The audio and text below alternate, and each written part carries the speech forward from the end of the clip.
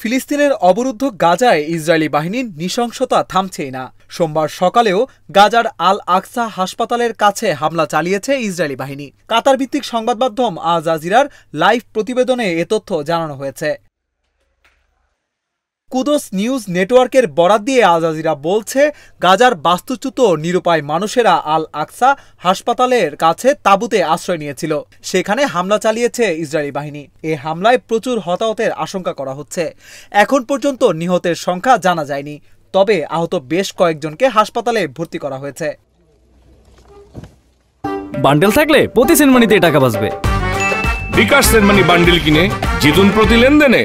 এদিকে গতকাল রোববার রাতে গাজার দেইর আল বালার 5টি এলাকার বাসিন্দাদের এলাকা ছেড়ে যাওয়ার নির্দেশ দেয় ইসরায়েলি বাহিনী। এরপরই সেন্ট্রাল গাজায় বোমাবর্ষণ শুরু হয়। আল জাজিরা জানিয়েছে, সেন্ট্রাল গাজায় ইসরায়েলি বোমার আঘাতে একজন সাংবাদিক সহ বেশ কয়েকজন ফিলিস্তিনি নিহত হয়েছেন। এর আগের দিন ইসরায়েলি হামলায় গাজা জুড়ে অন্তত 50 জন ফিলিস্তিনি নিহত হয়েছেন।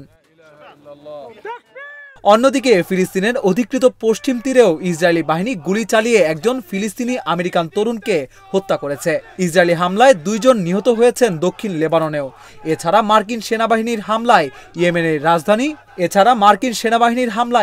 রাজধানী সানায় অন্তত 4 জন নিহত হয়েছেন। গাজার স্বাস্থ্য মন্ত্রণালয় জানিয়েছে, গত প্রায় 1.5 বছরে গাজায় ইসরায়েলি হামলায় কমপক্ষে 50,695 জন ফিলিস্তিনি নিহত হয়েছেন। আহত হয়েছেন 1,15,338 জন। তবে সরকারি গণমাধ্যম জানিয়েছে, নিহতের সংখ্যা প্রায় 61,700 জন। এছাড়া ধ্বংসস্তূপের নিচে চাপা পড়ে আছে হাজার হাজার মানুষ, যারা সবাই নিহত হয়েছেন বলেই আশঙ্কা করা হচ্ছে। দীর্ঘ 15 মাস সামরিক অভিযানের পর গত 19 জানুয়ারি গাজায় যুদ্ধবিরতিতে সম্মত হয় ইসরায়েল। এরপর প্রায় 2 মাস ভূখণ্ডটিতে খুব একটা হামলা হয়নি। তবে যুদ্ধবিরতি চুক্তি বাড়ানোর বিষয়ে হামাসের মতানৈক্যকে কেন্দ্র করে গত 18 মার্চ থেকে ফের গাজায় বিমান হামলা শুরু করে ইসরায়েল।